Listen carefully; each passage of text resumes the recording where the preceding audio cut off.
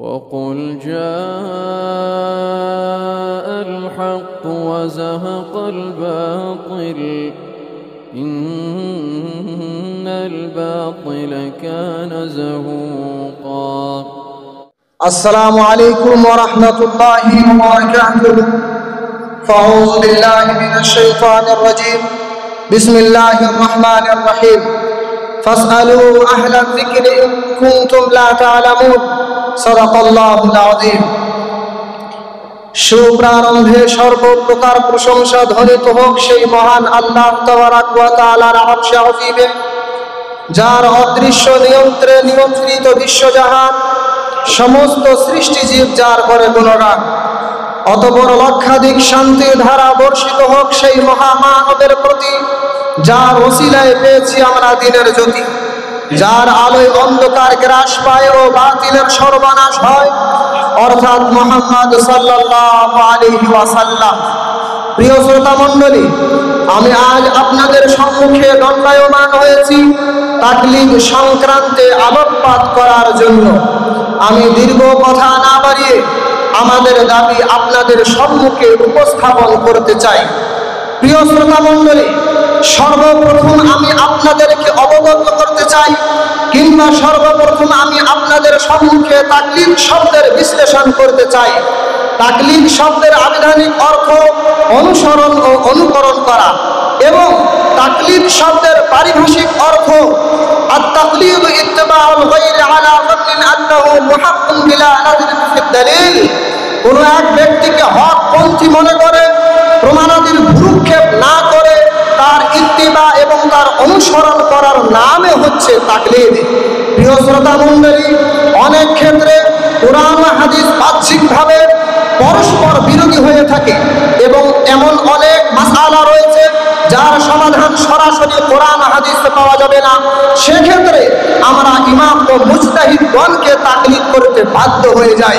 প্রিয় শ্রোতা মণ্ডলী, একজন ব্যক্তি তাকলীদ করা ব্যতীত, অর্থাৎ ইমাম, মুজতাহিদ, মুফাসসির, মুহাদ্দিস, ফাকিহগণের মত উক্তি ব্যতীত, তাকলীদ ব্যতীত নিজের জীবনের অগ্রগতি সম্ভব নয়। অর্থাৎ জীবনের বিভিন্ন সমস্যার সমাধানের ক্ষেত্রে কোরআন হাদিস দ্বারা সরাসরি তার সমাধান পাওয়া সম্ভব নয়। ফলে আমাদের জীবনে প্রয়োজন হয়ে ওঠে মুজতাহিদ ও ফাকিহগণের মত উক্তি। অতএব তাকলীদ ব্যতীত কোরআন হাদিস সম্পূর্ণভাবে মানা আমাদের জন্য অসম্ভব।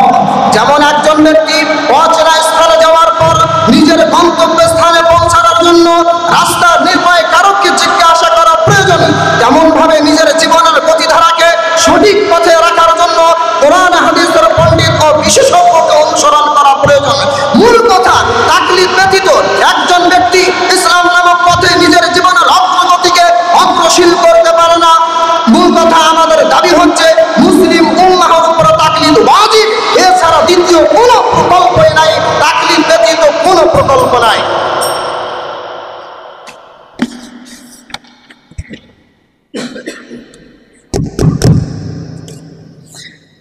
আসসালামু আলাইকুম ওয়া রাহমাতুল্লাহি ওয়া বারাকাতুহু। হামিদাও ওয়া মুসাল্লিয়া ওয়া মুসাল্লিয়ান আম্মা বাদ। আল-ইয়াওমা আকমালতু লাকুম দীনাকুম ওয়া আতমামতু আলাইকুম নি'মাতি ওয়া রাদিতু লাকুমুল ইসলাম দীনা। সর্বোপরি কৃতজ্ঞতা জ্ঞাপন করি হৃদয়ের সমস্ত আবেগকে উজাড় করে আল্লাহ তাআলার আজিম ও শান দরবারে সুসজ্জিত মুক্ত দানার ন্যায় কিয়ামত পর্যন্ত দুরূদ ও সালাম বর্ষিত হোক বিশ্ব নবী সাল্লাল্লাহু আলাইহি ওয়াসাল্লামের প্রতি। সম্মানীয় সুধী, আমি আপনাদের সামনে শুরুতে ক্ষুদ্রতম একটি আয়াত পরিবেশন করেছি। উক্ত আয়াতের আলোকে আমি আমার দাবিকে সুস্পষ্ট করব ইনশাআল্লাহ। সম্মানীয় বন্ধুগণ, নবী সাল্লাল্লাহু আলাইহি ওয়াসাল্লাম দশম হিজরিতে অর্থাৎ 632 খ্রিস্টাব্দে বিদায় হজের ঐতিহাসিক বাণীতে বিশ্বনবী সাল্লাল্লাহু আলাইহি ওয়াসাল্লাম লক্ষাধিক সাহাবীদের সামনে তিনি বলেছিলেন যে আল্লাহ তাবারক ওয়া তাআলা তিনি বলেন সূরাতুল মায়েদা আয়াত নাম্বার 3, আল-ইয়াওমা আকমালতু লাকুম দীনাকুম ওয়া আতমামতু আলাইকুম নি'মাতি ওয়া রাদিতু লাকুমুল ইসলাম দীনা। অর্থাৎ আমি তোমাদের জন্য আজ দিনকে পরিপূর্ণ করে দিলাম আমার অনুগ্রহ সম্পূর্ণ করলাম এবং দিন হিসাবে ইসলামকে পরিপূর্ণ করলাম। বন্ধুগণ, উক্ত আয়াতের ভাষ্য হতে দিবালোকের ন্যায় সুস্পষ্ট যে কারো ব্যক্তিগত জীবনে, সামাজিক জীবনে, পারিবারিক জীবনে, অর্থনৈতিক জীবনে, রাজনৈতিক জীবনে চলার জন্য যা কিছু জানার দরকার, যা কিছু বোঝার দরকার, সব কিছু ইসলামে আল্লাহ তাআলা বলে দিয়েছেন কোরআন ও সহিহ হাদিসের মাধ্যম দিয়ে। সুতরাং নতুন করে কোরআন ও সহিহ হাদিসকে বাদ দিয়ে কোনো মাযহাব বা ইমামগণের তাকলিদ করা মানে কোরআন ও হাদিসকে বাদ দিয়ে নিজের ব্যক্তিগত, নিজের মন গড়া যে সমস্ত চক্রান্ত আছে সেগুলোকে বাস্তবায়ন করার চক্রান্ত। সেজন্যে আমার সুস্পষ্ট দাবি হলো মাযহাব মানা নাজায়েজ, মাযহাব একটা ভ্রান্ত মতবাদ, মাযহাব মানা চলবে না কোরআন ও হাদিস থাকতে। তাই আমার দাবি হলো যদি মুকাল্লিদ ভাইদের কাছে মাযহাব প্রসঙ্গে কোনো প্রকার দলিল থাকে তাহলে তারা যেন সুস্পষ্ট করে।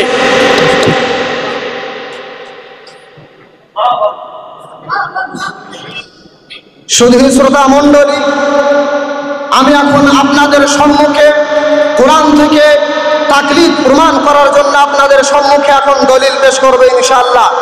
দলিল নাম্বার 1, সূরা নাহল 43 নম্বর আয়াতে আল্লাহ তাবারাক ওয়া তাআলা বলেছেন ফাসআলু আহলা যিকরি ইন কুনতুম লা তা'লামুন।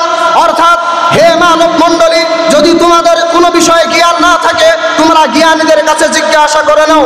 উক্ত আয়াতের তাফসীরের নিরিখে আল্লামা খতীব বাগদাদী রাহমাতুল্লাহ আলাইহি পরিষ্কার শব্দে বলেছেন আম্মা মান ইয়াসুবু লাহু তাকলিদু ফাহুয়াল আম্মুল্লাযী লা ইয়ারিফু তুরুকাল আহকাম আশ-শারঈয়্যা ফায়াজুজু লাহু আন ইউকাল্লিদ আলিমান ওয়া ইয়ামাল বিকাউলিহি তাআলা ফাসআলু আহলা যিকরি ইন কুনতুম লা তা'লামুন। তিনি পরিষ্কার শব্দে বলেছেন যেই সমস্ত মানুষ কুরআন ও হাদিস থেকে সরাসরি মাসআলা ইস্তিমবাত করতে পারবে না, ফায়াজুজু লাহু আন ইউকাল্লিদ আলিমান ওয়া ইয়ামাল বিকাউলিহি, তিনি পরিষ্কার শব্দে বলে দিয়েছেন যে সাধারণ মানুষের জন্য মাযহাব কিংবা তাকলিদ করা এটা হচ্ছে জায়েজ, এটা করতেই হবে, এছাড়া দ্বিতীয় কোনো প্রকল্প নাই। শুধুমাত্র তাই নয়, উক্ত আয়াতের নিরিখে তাফসীর করতে গিয়ে ইবনে আব্বাস রাদিয়াল্লাহু তাআলা আনহু বলেছেন আহলা যিকরি অর্থাৎ হলো আহলুল কোরআন ওয়া আহলুল ইলম, অর্থাৎ ধর্মের জ্ঞানী কিংবা কোরআনের পণ্ডিত। শুধুমাত্র তাই নয়, আল্লামা আলুসি রাহমাতুল্লাহ আলাইহি ও ইমাম কুরতুবী রাহমাতুল্লাহ আলাইহি তাকলিদকে সমর্থন করেছেন। দলিল নাম্বার 2, আল্লাহ তাবারাক ওয়া তাআলা বলেছেন ওয়া ক্বালু লাউ কুন্না নাসমাউ ওয়া নাকিলু মা কুন্না ফি আসহাবিস সাঈর। সূরা মুলক 10 নম্বর আয়াত। শাহ ওয়ালিউল্লাহ দেহলভী রাহমাতুল্লাহ আলাইহির সুযোগ্য পুত্র শাহ আব্দুল আজিজ রাহমাতুল্লাহ আলাইহি গার্গ কণ্ঠে বলেছেন নাসমাউ থেকে তাকলিদ প্রমাণ হয় আর নাকিলু থেকে ইজতিহাদ কিংবা ইস্তিমবাত প্রমাণ করা যায়। দলিল নাম্বার 3, আল্লাহ তাবারাক ওয়া তাআলা সূরা নিসার 59 নম্বর আয়াতে বলেছেন ইয়া আইয়ুহাল্লাযীনা আমানু আতিউল্লাহ ওয়া আতিউর রাসূল ওয়া উলিল আমরি মিনকুম। অর্থ হে মানব মণ্ডলী, হে ঈমানদার বান্দাগণ, তোমরা আল্লাহর ইতাআত করো, আল্লাহ রাসূলের আনুগত্য করো এবং তোমাদের মধ্যে দ্বীনি কর্তৃত্ব অর্থাৎ ফুকাহায়ে কিরামের আনুগত্য করো। উলিল আমর শব্দ দ্বারা কোরআন হাদিসের ইলমের অধিকারী তথা ফুকাহায়ে কিরাম কি বোঝানো হয়েছে? মুস্তাদরাক হাকিম হাদিস নম্বর 133 এ হযরত জাবের রাদিয়াল্লাহু তাআলা আনহু বলেছেন আতিউল্লাহ ওয়া আতিউর রাসূল ওয়া উলিল আমরি মিনকুম। উলিল আমর শব্দ তিনি ব্যাখ্যা করেছেন উলিল ফিকহ ওয়াল খায়র। হযরত ইবনে আব্বাস রাদিয়াল্লাহু তাআলা আনহু উলিল আমর শব্দের ব্যাখ্যা করেছেন উলিল ফিকহ ওয়াদ দ্বীন, অর্থাৎ উলিল আমর থেকে ফুকাহায়ে কিরাম এবং মুজতাহিদকে তিনি মুরাদ নিয়েছেন। দলিল নাম্বার 4, আল্লাহ তাবারাক ওয়া তাআলা বলেন ওয়া ইযা জাআহুম আমরুম মিনাল আমরি আও বিল খাউফি আযাউ বিহি ওয়া লা রাদ্দুহু ইলার রাসূলি ওয়া ইলা উলিল আমরি মিনহুম লাআলিমাহু আল্লাযীনা ইসতামবিতুনাহু মিনহুম। অর্থ যখন তাদের কাছে শান্তি বা ভয় সংক্রান্ত কোনো সংবাদ পৌঁছে যায় তখন তারা সেগুলোকে রটিয়ে দেয়। যদি তারা সেটি রসুলের কাছে কিংবা তাদের দ্বীনি কর্তৃত্ব ফুকাহায়ে কিরামের কাছে পৌঁছে দিত তাহলে অবশ্যই তাদের মধ্যে তারা যা উদ্ভাবন করে তারা তা অবশ্যই বলতে পারতেন। উক্ত আয়াতের নিরিখে আপনারা লক্ষ্য করবেন আয়াতের শেষাংশে বলা হয়েছে ওয়ালাউ রুদ্দুহু ইলার রাসূলি ওয়া ইলা উলিল আমরি মিনহুম। যেহেতু ওয়া ইলা উলিল আমরি মিনহুম বলা হয়েছে অর্থাৎ দ্বীনি কর্তৃত্ব ফুকাহায়ে কিরাম, উক্ত আয়াতের নিরিখে আল্লামা আবু বকর জাসসাস রাহমাতুল্লাহ আলাইহি তার তাফসীর করতে গিয়ে বলেছেন ওয়া মিনহা আন্নাল আম্মি আলাইহি তাকলিদুল উলামা ফি আহকামিল হাওয়াদিস। অর্থাৎ যেই সমস্ত মাসালার ক্ষেত্রে কুরআন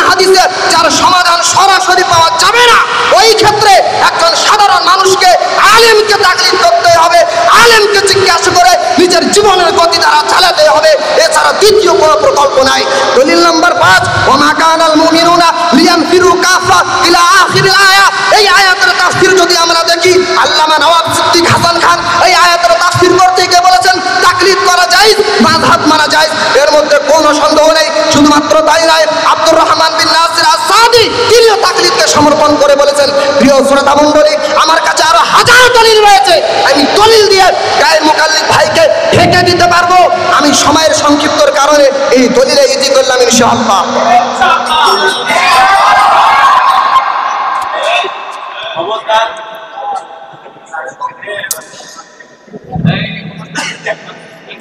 সম্মানীয় বন্ধুগণ, দীর্ঘ সময় ধরে মুকাল্লিদ ভাইদের মুখ থেকে মন গড়া কথাবার্তাগুলো শুনে অত্যন্ত হাস্যকর মনে হচ্ছিল।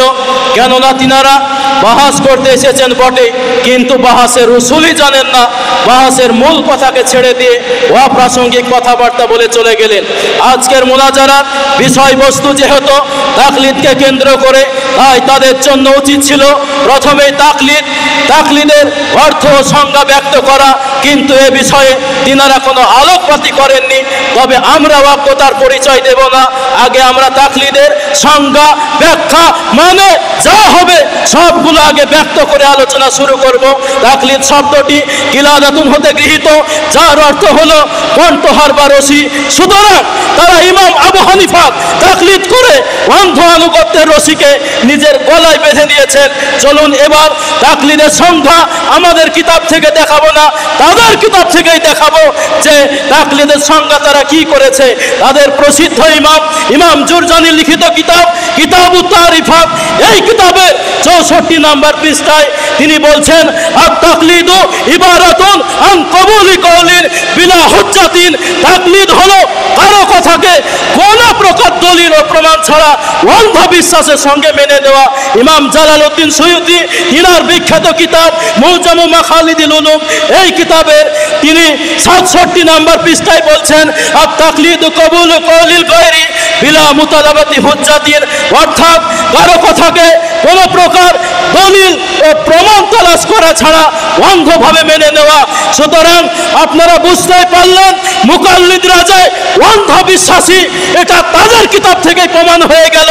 সুতরাং তাই আমি বলবো, কারো কথাকে যাচাই করা ছাড়া অন্ধভাবে বিশ্বাস করা, এটা স্বয়ং নবীর হাদিসের বিরুদ্ধাচরণ। মুহতারাম, কেননা নবী সাল্লাল্লাহু আলাইহি ওয়াসাল্লাম তিনি বলেছেন, কাফা বিল মারই কাযিবান আইয়ুহাদ্দিসা বিকুল্লি মা সামিয়া। একজন ব্যক্তি মিথ্যাবাদী হওয়ার জন্য এতটাই যথেষ্ট যে সামনে যা পায় সঙ্গে সঙ্গে মানতে শুরু করে দেয়। তাই আমি দ্ব্যর্থহীন ভাষায় বলতে চাই যে কোরআন হাদিস থাকতে কেন আমরা মাযহাব মানব, তার দলিল তাদেরকে দিয়ে যেতে হবে। মুহতারাম, সুতরাং আমি বলবো, তারা যে সমস্ত ইমামদের অন্ধ তাকলিদ করে নিজেকে নিয়ে অত্যন্ত গর্ববোধ করে, তাদের সে সমস্ত ইমামরাই যে তাকলিদের বিপক্ষে ছিল এটাও তারা জানে না, এটাও তাদের ইমাম থেকে আমি প্রমাণ করব। যেমন ইমাম আহমদ বিন হাম্বল রহমাতুল্লাহ আলাইহি তিনি বলছেন, লা তুকাল্লিদুনি, তোমরা আমার তাকলিদ করবে না, ওয়ালা তুকাল্লিদু মালিকান, এবং মালিক রহমাতুল্লাহ আলাইহিরও তাকলিদ করবে না, ওয়ালা শাফি, এবং শাফি রহমাতুল্লাহ আলাইহিরও তাকলিদ করবে না। ইলামুল মুওয়াক্কিন এই কিতাবের 4 নম্বর খণ্ড 30 নম্বর পৃষ্ঠায় এসেছে। ইমাম শাফি রহমাতুল্লাহ আলাইহি তিনি বলেছেন, কুল্লু মা কুলতু ওয়া কানা আলান নবী খিলাফু কওলি মিম্মা ইয়াসিহু ওয়া হাদিসু আনিন নবী আওলা ওয়ালা তুকাল্লিদুনি। তিনি বলছেন, আমার প্রত্যেকটি বক্তব্য যা নবী সাল্লাল্লাহু আলাইহি ওয়াসাল্লামের সহিহ হাদিসের বিরোধী হবে তা তোমরা বর্জন করো আর নবীর হাদিসকে মেনে চলো। তাহলে আপনারা দিবালোকের ন্যায় বুঝতে পারলেন যে কোরআন হাদিস থাকতে তারা যে সমস্ত ভ্রান্ত ইমামদের তাকলিদ করে এটা নাজায়েজ, এটা হারাম, তাদের কিতাব থেকে প্রমাণ হয়ে গেল। তারপরেও যদি উস্তাদি করে তাহলে তারা যেন দলিল দিয়ে যায়।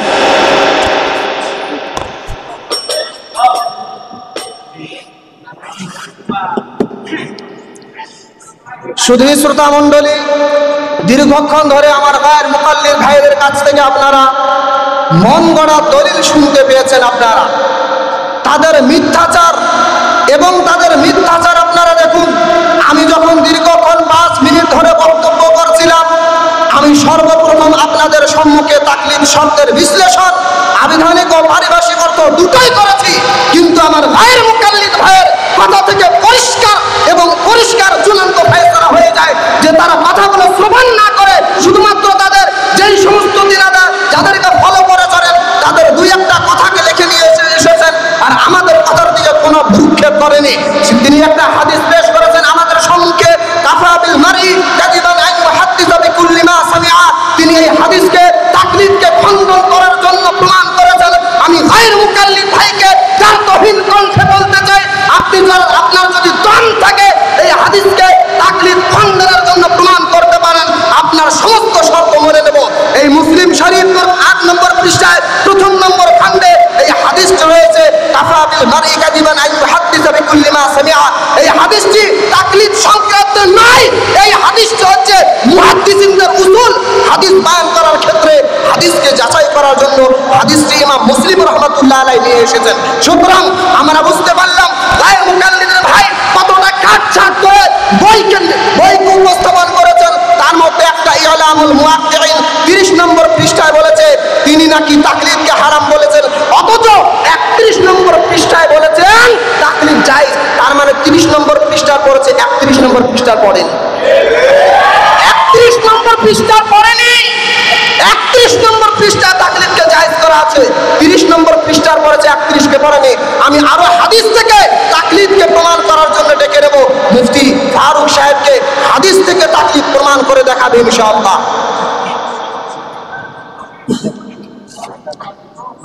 সম্মানীয় উপস্থিতি, আমি দ্ব্যর্থহীন ভাষায় বলতে চাই যে তাকলিদ করা কোরআন ও হাদিস দ্বারা প্রমাণিত। তিরমিজি শরীফের মধ্যে রয়েছে খণ্ড নম্বর 1 পৃষ্ঠা নম্বর 247, সেখানে বলা হয়েছে বিশ্বনবী সাল্লাল্লাহু আলাইহি ওয়াসাল্লাম যখন মুআয বিন জাবাল রাদিয়াল্লাহু তাআলা আনহুকে ইয়ামানে পাঠান, তখন তিনি বলেন, হে মুআয কাইফা তাকতি, তুমি সেখানে কিসের দ্বারা ফয়সালা করবে? তখন মুআয বিন জাবাল রাদিয়াল্লাহু তাআলা আনহু বলেছিলেন, আকজি বিমা ফি কিতাবিল্লাহি, আমি আল্লাহ তাআলার কিতাবে যা আছে তা দ্বারা ফয়সালা করব। ততপর আবার বিশ্বনবী সাল্লাল্লাহু আলাইহি ওয়াসাল্লাম জিজ্ঞাসা করলেন, ফাইল্লাম ইয়াকুল ফি কিতাবিল্লাহি, যদি সেটা তুমি আল্লাহর কিতাবে না পাও তাহলে কি দ্বারা ফয়সালা করবে? তখন উত্তরে মুআয বিন জাবাল রাদিয়াল্লাহু তাআলা আনহু বলেছিলেন, ফাবি সুন্নাতি রাসূলিল্লাহি সাল্লাল্লাহু আলাইহি ওয়াসাল্লাম, আমি রাসূলের হাদিস দ্বারা সেটাকে সমাধান করব, ফয়সালা করব। অতঃপর বিশ্বনবী সাল্লাল্লাহু আলাইহি ওয়াসাল্লাম আবার জিজ্ঞাসা করলেন, ফাইল্লাম ইয়াকুল ফি সুন্নাতি রাসূলিল্লাহি সাল্লাল্লাহু আলাইহি ওয়াসাল্লাম, যদি সেটা হাদিসে না থাকে, যদি সেটা সুন্নাতে না থাকে তাহলে তুমি কি দ্বারা ফয়সালা করবে? তখন মুআয বিন জাবাল রাদিয়াল্লাহু তাআলা বলেছিলেন, আজতাহিদু বিরাই, আমি যাদের সাধ্য ইজতিহাদ করে আমার রায় দ্বারা ফয়সালা করব। উত্তরে বিশ্বনবী সাল্লাল্লাহু আলাইহি ওয়াসাল্লাম বলেছিলেন, আলহামদুলিল্লাহিল্লাযী ওয়াফাকা রাসূলিল্লাহি সাল্লাল্লাহু আলাইহি ওয়াসাল্লাম, সমস্ত প্রশংসা সে আল্লাহর যিনি সে রাসূলের দূতকে এমন ধরনের তৌফিক দিয়েছেন। সম্মানীয় উপস্থিতির এই হাদিস লক্ষ্য করুন, বিশ্বনবী সাল্লাল্লাহু আলাইহি ওয়াসাল্লামের জীবদ্দশায় হযরত মুআয বিন জাবাল রাদিয়াল্লাহু তাআলা বলছেন, আমি যদি কুরআন না পাই, আমি যদি হাদিস না পাই, তাহলে আমি নিজ থেকে ইজতিহাদ করব। আর ইয়ামানের লোকেরা হযরত মুআয বিন জাবাল রাদিয়াল্লাহু তাআলা ইজতিহাদকৃত মাসলার উপর আমল করতেন। এটাই তো তাকলিদ, এটাই তো মাযহাব। শুধু তাই নয়, এমনকি তিরমিজি শরীফের মধ্যে রয়েছে খণ্ড নম্বর 2 পৃষ্ঠা নম্বর 207, সেখানে বলা হয়েছে বিশ্বনবী সাল্লাল্লাহু আলাইহি ওয়াসাল্লাম বলছেন, ইন্নী লা আদরি মা বাকাই ফিকুম ফান্তাদু বিল্লাদাইনি মিন বাদি আবি বকর ওয়া উমর রাদিয়াল্লাহু তাআলা আনহুমা। শুনো সাহাবারা, আমি কতদিন আছি তোমাদের মাঝে আমি জানি না, সুতরাং আমার পরে হযরত আবু বকর ও হযরত উমর রাদিয়াল্লাহু তাআলা তাকলিদ করবে। এখানে অত্র হাদিসের মাধ্যমে বিশ্বনবী সাল্লাল্লাহু আলাইহি ওয়াসাল্লাম নিজেই বলছেন যে তোমরা হযরত আবু বকর ও হযরত উমর রাদিয়াল্লাহু তাআলাকে ফলো করে চলবে, এবং বিশ্বনবী সাল্লাল্লাহু আলাইহি ওয়াসাল্লাম বলে নাই যে তাদের কাছে দলিল তালাশ করবে। এটাই তো তাকলিদ, এটাই তো মাযহাব। শুধু তাই নয়, এমনকি বুখারী শরীফের মধ্যে রয়েছে খণ্ড নম্বর 1 পৃষ্ঠা নম্বর 237, সেখানে বলা হয়েছে, ইন্না আলাল মাদিনাতি সালু ইবনে আব্বাস রাদিয়াল্লাহু তাআলা আনহুম আন ইমরাতি কাবা সুম্মা হাজাত ওয়ালা তানফিরু ক্বালু লা নাখুযু বিকাউলিকা ওয়া নাদাউ ক্বাওলা যাইদিন। যখন মদিনাবাসীরা হযরতে ইবনে আব্বাস রাদিয়াল্লাহু তাআলা কে জিজ্ঞাসা করলেন আমুকে এক মহিলা সম্পর্কে, যিনি ছিলেন তওকৃত অবস্থায় এবং তিনি ঋতুমতী ছিলেন, তখন ইবনে আব্বাস রাদিয়াল্লাহু তাআলা বললেন যে সে ফিরে যাবে। অথবা সে মদিনাবাসীরা বলল লা নাখুযু বিকাউলিকা ওয়া নাদাউ ক্বাওলা যাইদিন, আমরা কখনো যায়েদ বিন সাবিতের কওলকে প্রত্যাখ্যান করে আপনার কল পূরণ করতে পারি না। সম্মানিত উপস্থিতি, এই হাদিস থেকে বোঝা যাচ্ছে যে মদিনাবাসীরা যায়েদ বিন সাবিত রাদিয়াল্লাহু তাআলা তাকলিদ করতেন এবং সেটা ছিল তাকলিদের সাক্ষী। শুধু তাই নয়, এমনকি বুখারী শরীফের মধ্যে রয়েছে খণ্ড নম্বর 2 পৃষ্ঠা নম্বর 997, সেখানে বলা হয়েছে যে একজন ব্যক্তি হযরতে আবু মুসা আল-আশআরী রাদিয়াল্লাহু তাআলা কে উত্তরাধিকার বিষয়ে জিজ্ঞাসা করলো। তখন তিনি বললেন লা তাসালুনি মা দামা হাদাল হিবরু ফিকুম, ততক্ষণ পর্যন্ত আমাকে কোনো বিষয়ে মাসলা জিজ্ঞাসা করবে না, ততক্ষণ পর্যন্ত আমার কাছে কোনো মাসলা জিজ্ঞাসা করবে না যতদিন তোমাদের মাঝে বিজ্ঞ আলেম হযরত ইবনে মাসউদ রাদিয়াল্লাহু তাআলা বিদ্যমান থাকবে। সম্মানীয় উপস্থিতি, যদি তাকলিদ করা শিরক হতো, যদি তাকলিদ করা বেদাত হতো, তাহলে হযরতে আবু মুসা আল-আশআরী রাদিয়াল্লাহু তাআলা বলতেন যে তোমরা বিশ্বনবী সাল্লাল্লাহু আলাইহি সাল্লাম ব্যতীত অন্য কাউকে ইমাম হিসেবে গ্রহণ করবে না। শুধু তাই নয়, সময় সংক্ষিপ্তর কারণে আমি শুধু কিছু রেফারেন্স বলে চলে যাই, যে রেফারেন্সগুলো তাকলিদ প্রমাণ করে। যেমন রয়েছে আবু দাউদ শরীফের মধ্যে খণ্ড নম্বর 2 পৃষ্ঠা নম্বর 505 এবং মুসনাদ আহমদ শরীফের মধ্যে খণ্ড নম্বর 2 পৃষ্ঠা নম্বর 282, বাইহাকী শরীফের মধ্যে খণ্ড নম্বর 10 পৃষ্ঠা নম্বর 114, মুসনাদ নাবী শরীফের মধ্যে খণ্ড নম্বর 20 পৃষ্ঠা নম্বর 362, মুসনাদ হাকিম শরীফে খণ্ড নম্বর 3 পৃষ্ঠা নম্বর 262, তাবাকাত ইবনে সাদ খণ্ড নম্বর 2 পৃষ্ঠা নম্বর 347। এমনকি এই ধরনের অসংখ্য দলিল রয়েছে যেগুলোর মাধ্যমে বোঝা যায় যে তাকলিদ করা আবশ্যক। সুতরাং আমি দ্বারহীনভাবে বলতে চাই যে তাকলিদ ছাড়া কুরআন ও হাদিস সঠিকভাবে মানা আমাদের জন্য অসম্ভব। বন্ধুগণ, দীর্ঘ সময় ধরে মুকাল্লিদের মুখ হতে কোরআনের মন করা ব্যাখ্যাগুলো আপনারা শ্রবণ করছিলেন, কেননা তিনারা নিজেদের আবিষ্কারকৃত ভ্রান্ত তাকলিদ ও মাযহাবকে প্রমাণ করতে গিয়ে চরম জালিয়াতি করেছে। যেহেতু নবী সাল্লাল্লাহু আলাইহি ওয়াসাল্লামের মৃত্যুর কয়েক যুগ পরে মাযহাব ও তাকলিদ আবিষ্কার হয়েছে, তাহলে আপনারাই ন্যূনতম বিবেক থাকলে বলুন যে মাযহাব ও তাকলিদ নবীর জামানায় ছিল না, খুলাফায়ে রাশিদিনদের জামানায় ছিল না, এমনকি সাহাবীদের যুগেও এই ভ্রান্ত মাযহাব ও তাকলিদের কোনো নামগন্ধই ছিল না। তাহলে কোরআন হাদিসে এর দলিল কিভাবে থাকতে পারে? এটা জালিয়াতি ছাড়া কিচ্ছু নয়। সুতরাং তাই আমি বলতে চাই যে এই ভ্রান্ত তাকলিদকে খণ্ডন করার জন্য আমার সহমুনাজির এই পর্যায়ে আপনাদের সম্মুখে এসে শায়েখ আব্দুল কাদের বানারসি সাহেব তাদের সমস্ত আপত্তির একটা করে A to Z সব কিছু জবাব দিবে ইনশাআল্লাহ।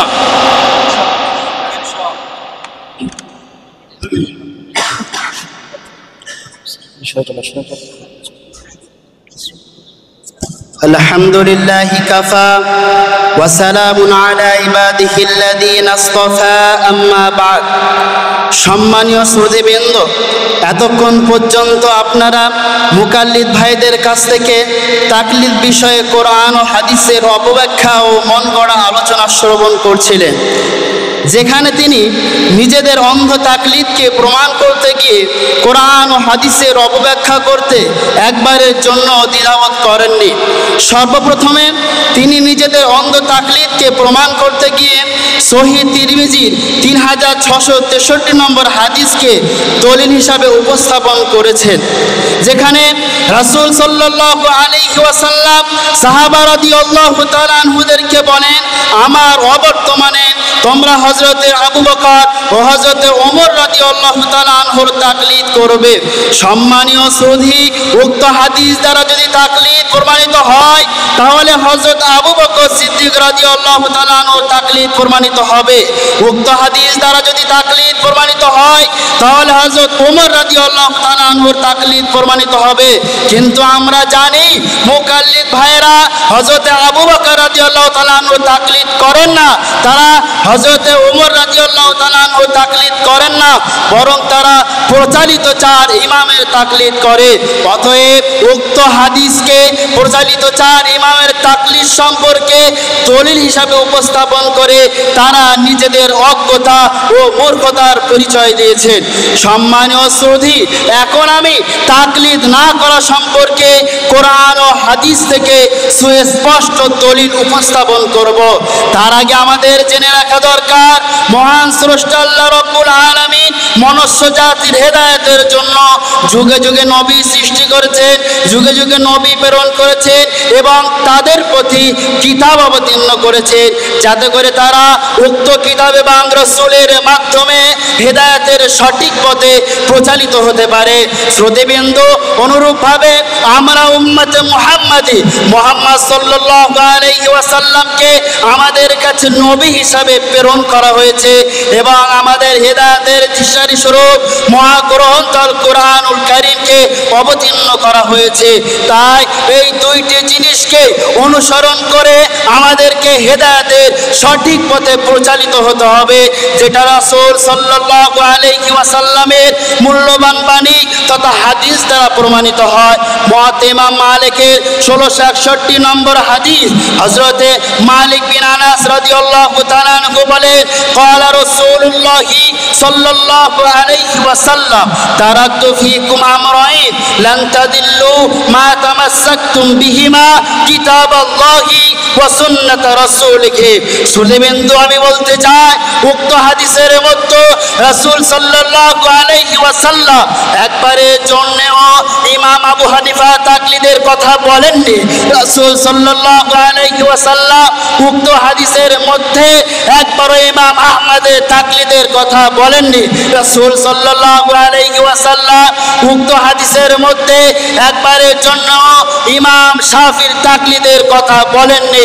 শ্রোতা দর্শক, কোন মুস্তাহিদের কথা বলেনি, কোন মুফাসসিরিনদের কথা বলেনি, কিন্তু রাসূল সাল্লাল্লাহু আলাইহি ওয়াসাল্লাম সাহাবা রাদিয়াল্লাহু তাআলা আনহুদেরকে বলেছে, সাহাবা শোনো, আমি তোমাদের মাঝে দুটো জিনিসকে রেখে যাই, যতদিন পর্যন্ত তোমরা এই দুইটি জিনিসকে আঁকড়ে ধরে থাকবে ততদিন পর্যন্ত তোমরা হেদায়েতের সঠিক পথে থাকবে।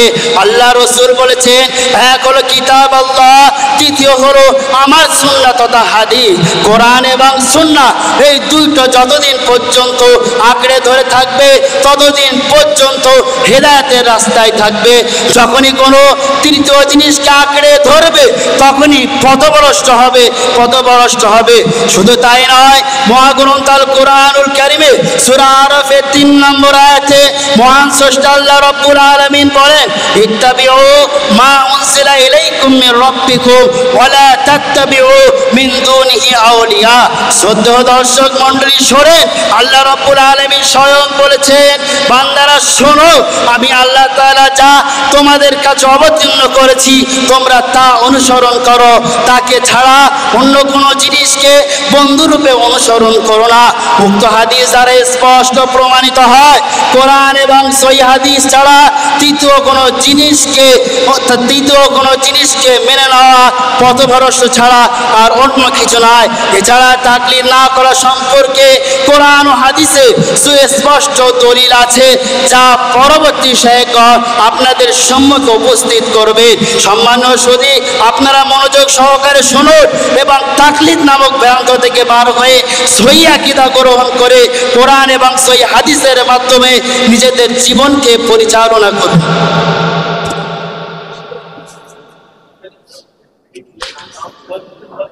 সুধীর শ্রোতা মণ্ডলী,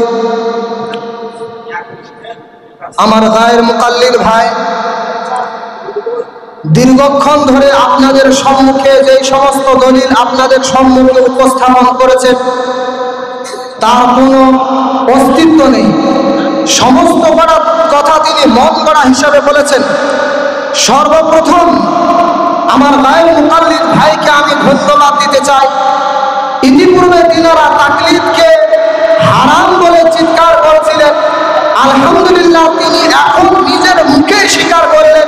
যে তাকলিদ করা জায়েজ আছে, তবে 4 ইমামের নয়। হযরত আবু বকর রাদিয়াল্লাহু তাআলা আনহু কিংবা হযরত উমর রাদিয়াল্লাহু তাআলা আনহু।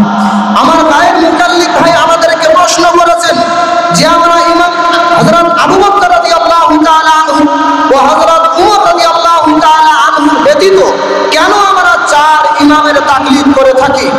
উক্ত প্রশ্নের জবাবে আমি বলতে চাই, আল্লামা মুনাবি রহমাতুল্লাহ আলাইহি ফায়জুল কাদির প্রসিদ্ধ গ্রন্থে 1 নম্বর খণ্ড 210 নম্বর পৃষ্ঠায় পরিষ্কার জবানে বলে দিয়েছেন যে 4 ইমামের তাকলিদ কেন করা হয়, যেহেতু তাদের উসুলগুলো সীমাবদ্ধ রয়েছে এবং তাদের উসুলগুলো সংরক্ষিত রয়েছে, তিনাদের উসুলগুলো লেখনী রূপে সীমাবদ্ধ রয়েছে। এই জন্য 4 ইমামের মধ্যে যে কোনো এক ইমামের তাকলিদ করাই জরুরি। শুধু তাই নয়, আমার ভাইয়ের মুকাল্লিদ ভাই আরো একটা প্রশ্ন করেছেন যে কেন একটি নির্দিষ্ট ইমাম হিসাবে আমরা তাকলিদ করে থাকি। আসলে আমার ভাইয়ের মুকাল্লিদ ভাইরা তো বই পড়ে না, বই পড়ার অভ্যাস নেই, আরবি বই তো পড়তেই পারে না, শুধুমাত্র বাংলা বই দেখে দেখে জাতিকে বিভ্রান্ত করার জন্য ভুলভাল ফতোয়া দিয়ে জাতিকে জাহান্নামের কাঠ করে দাঁড়িয়ে দিচ্ছে।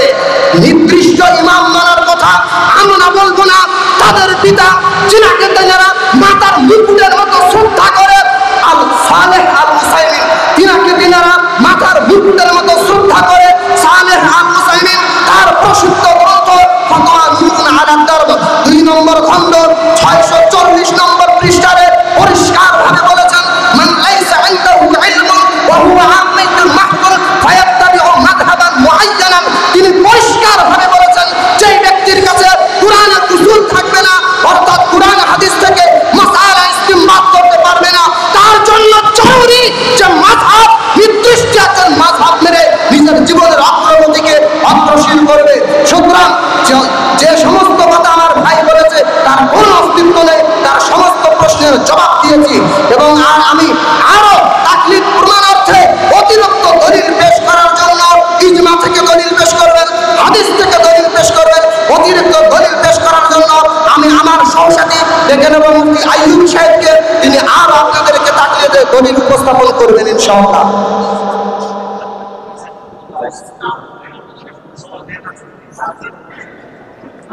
নাহমাদুহু ওয়া নুসাল্লি আলা রাসূলিল কারীম, আম্মা বাদ। এতক্ষণ আমাদের গ্যার মুকাল্লিদ ভাই তাকলিদের বিরুদ্ধে যে হাদিসটি পেশ করেছেন এর সম্পর্কে কোনো জ্ঞানই নেই। আমার মনে হয় এর সম্পর্কে আর একটু পড়ে আসা দরকার ছিল। বাংলা একটা হাদিসের বই পড়ে এসে এখানে মনে কথা চলে এসেছেন। আমাদের গ্যার মুকাল্লিদ ভাই যারা বলতে চেয়েছেন যে তাকলিদ মানে কি হবে, কোরআন হাদিস যথেষ্ট, কোরআন হাদিস তাই তাকলিদের কি প্রয়োজন। আমি বলতে চাই মাযহাব কাকে বলে, মাযহাব কি জিনিস তারাই হলো যে এটা জানেন না। তাকলিদের অর্থ হলো অনুসরণ করা, আর তাকলিদ বলতে বোঝায় কোরআন ও হাদিসের সংকলন। কোরআন হাদিস আছে বলে তো তাকলিদ করতে হবে, আর এই জন্যই আমরা ইমাম হুজুরের তাকলিদ করে থাকি। গায়ের মুকাল্লিদ ভাইরা এটাও করে থাকেন যে মাযহাব মানা শিরক ও বিদআত। আমি তাদের বলি মাযহাব মানা যদি শিরক আর বিদআত যদি হয় তাহলে সিয়াসিত্তা সহ অন্যান্য ইমামগণ কি শিরক ছিলেন, বিদআতি ছিলেন?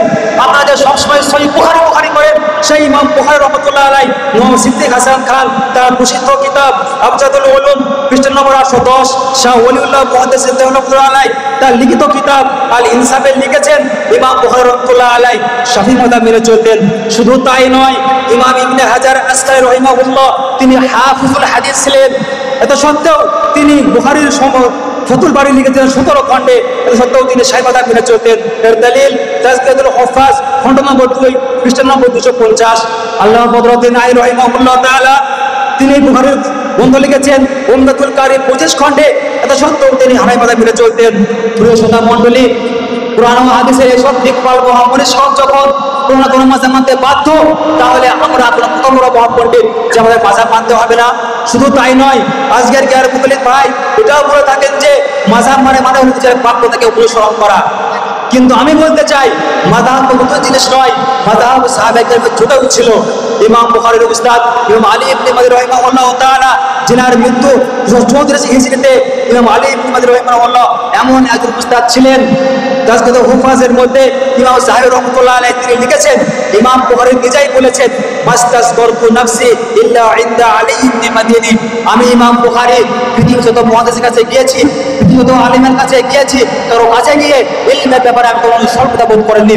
কিন্তু পৃথিবীতে আমার এমন একজন উস্তাদ ছিলেন, তার নাম হলো ইমাম আলী ইবনে মাদনী, যার কাছে গিয়ে আমি ইলমের ব্যাপারে নিজেকে স্বল্পতা বোধ করতাম।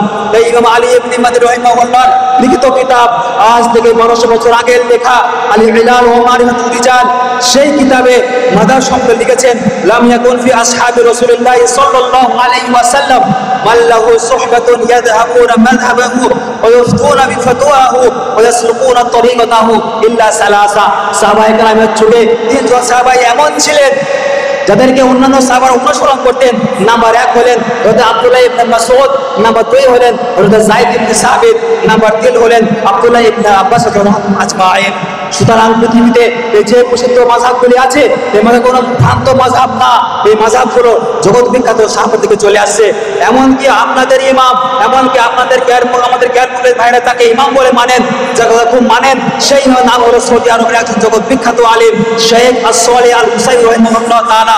তার প্রসিদ্ধ কিতাবে লিখেছেন আল উসুল মিন ইলমিল উসুল, সেই কিতাবে লিখেছেন আইয়াকুনা মুকাল্লিদু আমিয়ান লা ইস্তাতিউ মারিফাতুল হুকমি বিনাফসিহি ফাতারকু আত-তাকলিদ লিকাউলি তাআলা ফাসআলু আহলা যিকরি ইন কুনতুম লা তা'লামুন। আল্লাহ রাব্বুল আলামিন বলেছেন, তোমরা যারা জানো না আর যারা জানে তাদেরকে তোমরা জিজ্ঞাসা করে জেনে নাও।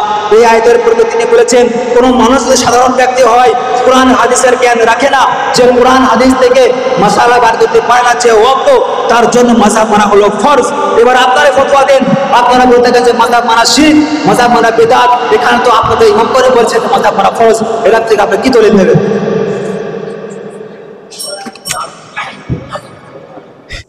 শুধু শ্রোতামণ্ডলী, এখন আমার দিকে একটু আপনাদের তাকানো উচিত। আমি একটি কথা বলতে চাই।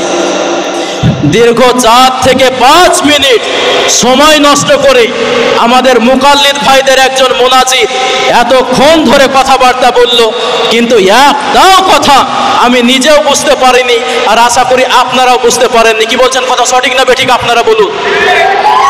একটাও কথা বুঝতে পেরেছেন? এতক্ষণ ধরে কথা বলল, একটাও কথা তারা তাকলিদকে প্রমাণ করার জন্য এমন দলিল দিতে পারেনি যে দলিল দ্বারা তাকলিদ প্রমাণ হয়, যে দলিল দ্বারা তারা ইমাম আবু হানিফা, ইমাম শাফি, ইমাম মালিক, ইমাম আহমদ বিন হাম্বল একজন ইমামকেও প্রমাণ করতে পারবে না ইনশাআল্লাহ।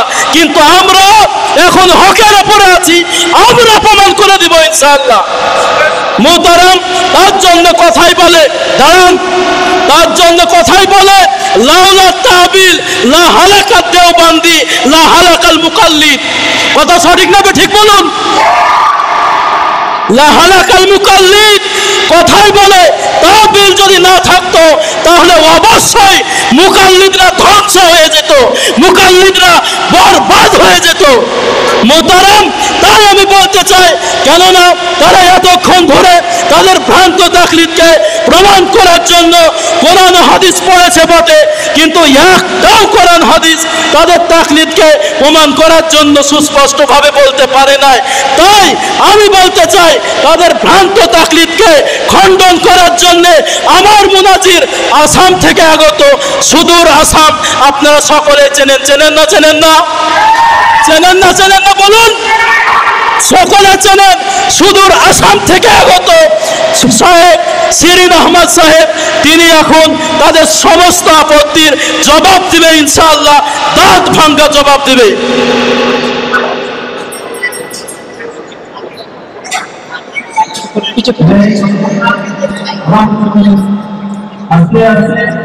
বিসমিল্লাহির রহমানির রহিম। جاء الحق وزهق الباطل إن الباطل كان زهوقا صدق الله। আপনারা কথা বলবেন না, আমি সফর করে আসি, আমার অনেক কষ্ট হচ্ছে, আমাকে কষ্ট দিবেন না আপনারা।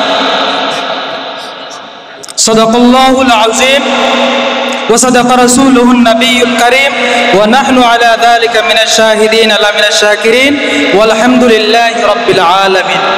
कहीं की ईंट कहीं का रोड़ा भान मोती ने कुंभा जोड़ा कहीं की ईंट कहीं का रोड़ा भान मोती ने कुंभा जोड़ा अहले हदीस है हम ये अज़म है हमारा अहले हदीस है हम ये अज़म है हमारा खुद सख्ता रवायत होती है हमको भारी लेकिन सही हदीसें लगती है हमको प्यारी सुबहानल्लाह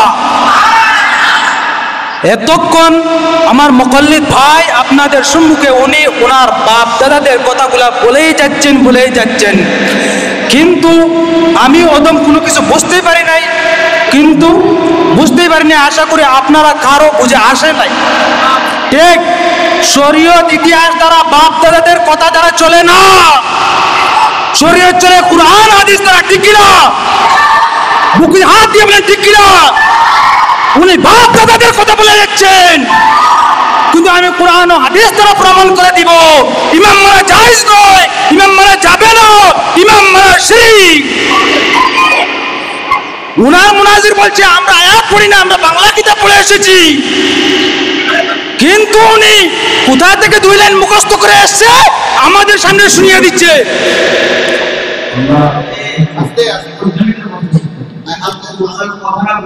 আমি কোরআন ও হাদিস দ্বারা প্রমাণ করে দিব ইমাম মানা জায়েজ নয় ইমাম মানা যাবে না আপনারা দলিল লিপিবদ্ধ করে রাখতে পারেন আমি রেফারেন্স সহকারে দেব কিন্তু আমরা বাপদাদাদের কথা বলি না আমাদের বলার অভ্যাস নাই উলামারা বলেন আসাহুল কুতুবি বাদা কিতাবিল্লাহি তাআলা আসমানের নিচে জমিনের উপরে কুরআনের পর যদি কোনো কিতাবের স্থান হয়ে থাকে তাহলে এই কিতাবের নাম বুখারী শরীফ কিন্তু বুখারী থেকে একটা হাদিস পড়া নাই কুরআন থেকে পড়া নাই ইনশাআল্লাহ আমি সংক্ষিপ্ত সময়ের ভিতরে 30 থেকে 35টা দলিল দেওয়ার চেষ্টা করব ইনশাআল্লাহ আপনারা লিপিবদ্ধ করে রাখতে পারেন আমি রেফারেন্স সহকারে বলবো दलील नंबर 1 या अय्युहल्लज़ीना आमनू अतिउल्लाह व अतिउर रसूल व ला तुबतिलू अअमालकुम सूरा मुहम्मद आयत नंबर 33 पारा नंबर 26 पृষ্ঠা नंबर 705 আল্লাহ পাক রব্বুল আলামিন বলেন যে তোমরা আল্লাহ আল্লাহর রাসূলের আনুগত্য করো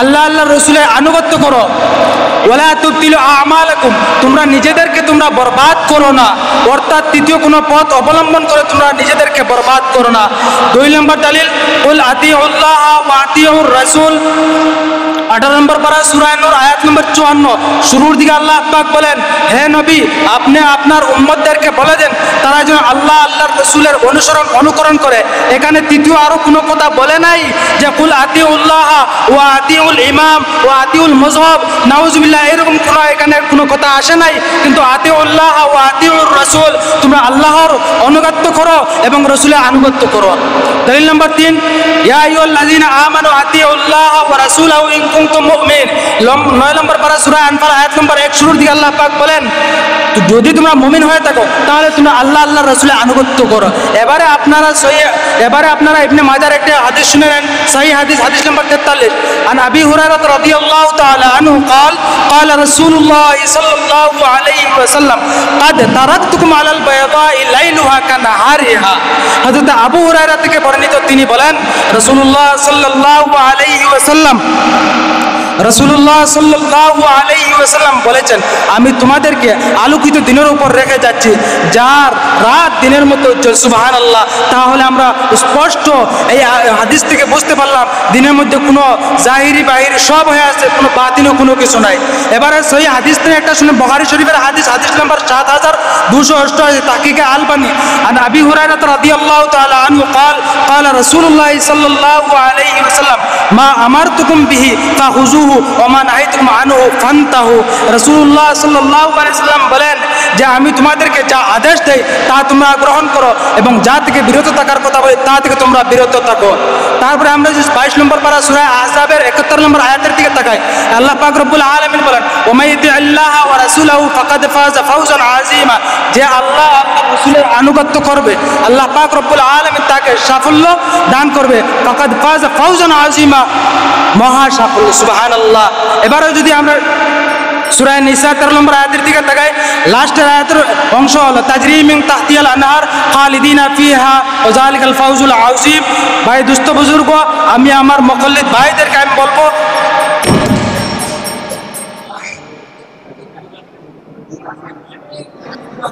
শুধুই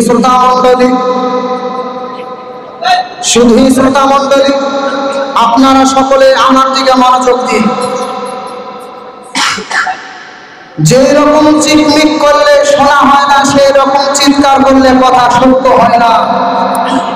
আমি জ্ঞানহীন ভাষায় আপনাদেরকে বলতে চাই, যেই রকম ভাবে আমার ভাইয়ের মুকাল্লিদ ভাই চিৎকার করে করে আপনাদের সম্মুখে বলে গেলেন যে আমরা তিনজন আপনাদের সম্মুখে যত দলিল দিয়েছি, তারা প্রত্যেকটা দলিলকে বলেছেন যে আমরা একটা দলিল নাকি তাদের সামনে উপস্থাপন করিনি। আসলে চামচিকের যে রকম নজরে সূর্যের আলো পড়ে না, জাহিলদের নজরের মধ্যে কোরআনের আলো কোনদিন পড়তে পারে না। আমরা দীর্ঘক্ষণ ধরে কোরআন হাদিস থেকে আপনাদের সম্মুখে দলিল দিয়েছি, কিন্তু জাহিলদের কাছে একটা দলিলও পড়েনি। আসলে এখান থেকে পরিষ্কার বোঝা যায় তাদের কাছে কোরআনের জ্ঞান নেই, তাদের কাছে হাদিসের জ্ঞান নেই। এতগুলো দলিল তাদের মগজের মধ্যে পড়ল না। এইখান থেকে পরিষ্কার বোঝা যায় তারা কোরআন হাদিস পড়ে না, শুধুমাত্র বাংলা কিতাব পড়ে আমাদের সামনে পড়তে এসেছে। প্রিয় দর্শক বৃন্দ, প্রিয় বন্ধুগণ, আমি আপনাদেরকে পরিষ্কার ভাবে বলতে চাই, তারা একটা কথা বারবার বলছে যে বাপ দাদাদের মুক্তি চলবে না, বাপ দাদার কথাই চলবে না। যদি বাপ দাদার কথা না মানা হয় মুসলিম শরীফ পাবো না, যদি বাপ দাদার কথা না মানা হয় বুখারী শরীফ পাবো না, যদি বাপ দাদার কথা না মানা হয় তিরমিজি শরীফ পাবো না, যদি বাপ দাদার কথা না মানা হয় আবু দাউদ শরীফ পাবো না, যদি বাপ দাদার কথা না মানা হয় ইবনে মাজাহ পাবো না। এমনকি যদি বাপ দাদাকে না মানে আপনার জন্ম হতো না। বাপ দাদার কথা না মানবেন তো কার কথা মানবেন আমাকে বলুন? বাপ দাদা ব্যতীত ইসলামের কোন অস্তিত্ব নাই। বাপ দাদা দিয়ে আমরা হাদিস পেয়েছি, বাপ দাদা দিয়ে আমরা কোরআন পেয়েছি। সুতরাং আমি বিষয় ভিত্তিক বলে যাচ্ছি। আমার গায়ের মুকাল্লিদ ভাই একটি রিফারেন্স দিয়েছেন, ইয়া আইয়ুহাল্লাযীনা আমানু আতিউল্লাহ ওয়া আতিউর রাসূলা ওয়া লা তুবতিলু আমালাকুম। এইখানে তিনি অপব্যাখ্যা করেছেন। দেখুন, জালিয়াতির একটা সীমা থাকে। তিনি ওয়া লা তুবতিলু আমালাকুম থেকে প্রমাণ করতে চেয়েছেন যে তোমরা তাকলিদ করে নিজের আমলকে বরবাদ করো না। আমি গায়ের মুকাল্লিদ ভাইকে দ্ব্যর্থহীন কণ্ঠে বলতে চাই, আপনি তাফসীরের কিতাব খুলে দেখুন, আদ-দুররুল মানসুর লিস-সুয়ুতি, তিনি পরিষ্কারভাবে এই আয়াতের তাফসীর করে বলেছেন ওয়ালা তুবতিলু আমালাকুম আই বিশিরকি, অর্থাৎ শিরকের মাধ্যমে তোমরা তোমাদের আমলগুলোকে বরবাদ করো না। কিন্তু আমার গায়ের মুকাল্লিদ ভাই কোরআনের অপব্যাখ্যা করে জাতিকে বিভ্রান্ত করেছে। সুতরাং আপনারা বিভ্রান্ত হবেন না। ইনারা শুধুমাত্র মন করা এবং কোরআন হাদিসের অপব্যাখ্যা করে আপনাদেরকে পথভ্রষ্ট করার চেষ্টা করছে। আমি গ্যারান্টি সহকারে বলতে পারি, তিনার যত কথা আপনাদের সম্মুখে উপস্থাপন ও পরিবেশন করেছেন একটিও কিতাব থেকে দেখাতে পারবে না, আমি গ্যারান্টি দিয়ে বললাম। সুতরাং আমি এখন আরো অতিরিক্ত দলিলের জন্য, আমি তাকলিদকে প্রমাণ করার জন্য আরো অতিরিক্ত দলিলের জন্য দেখে নেব। আমরা কোরআনের দলিল দিয়েছি, হাদিসের দলিল দিয়েছি, সাহাবায়ে কিরামের দলিল দিয়েছি, ইজমা থেকে দলিল দিয়েছি। এখন আপনাদেরকে ইতিহাস থেকে শোনাবো যে বিশ্বনবীর জামানা থেকে আজ পর্যন্ত তাকলিদের মর্যাদা কেমন ছিল। আমি আরো অতিরিক্ত দলিল দেওয়ার জন্য ডেকে নেব মোহাম্মদ সালেহীন ভাইকে, আমি মুফতি সালেহীন ভাইকে ডেকে নেব। তিনি এসে আপনাদের সম্মুখে দলিল পেশ করবেন।